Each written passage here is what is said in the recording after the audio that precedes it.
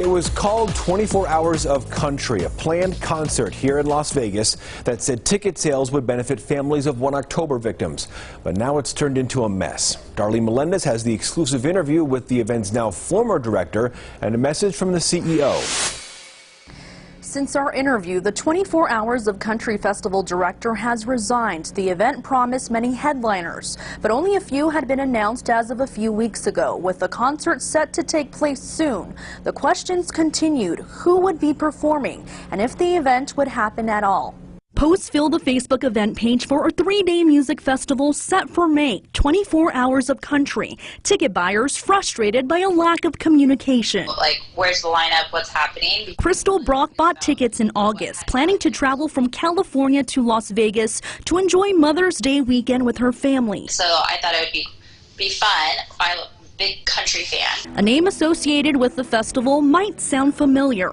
Sarah Summers was the event director of Country 58 and also at the center of controversy when the event's proceeds were promised to the children of the 58 victims. Summers exclusively told me for 24 Hours of Country that was never the case.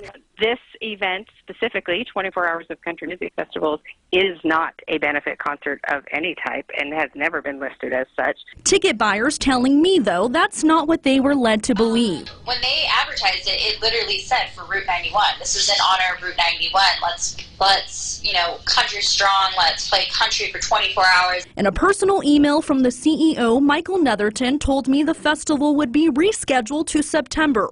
Since then, the event's website has been updated to show only a statement, informing people that it's now canceled, telling them not to believe news outlets, and assuring them that ticket refunds will begin this week. Despite many attempts at communication, this ticket buyer still hasn't heard anything about her refund. And she says even if it comes, that still won't be enough. Just refund us. That's, the gist. And then I think they just need to offer an apology, but an apology that's not putting it on, everybody else. I reached out to Eventbrite where tickets were being sold. They told me they've reached out to the festival's organizers and will, quote, do their best to reach a fair outcome for ticket buyers. There's also a group of vendors, though, who say they too have been left in the dark regarding their refunds. In the newsroom, Darlene Melendez, 8 News Now.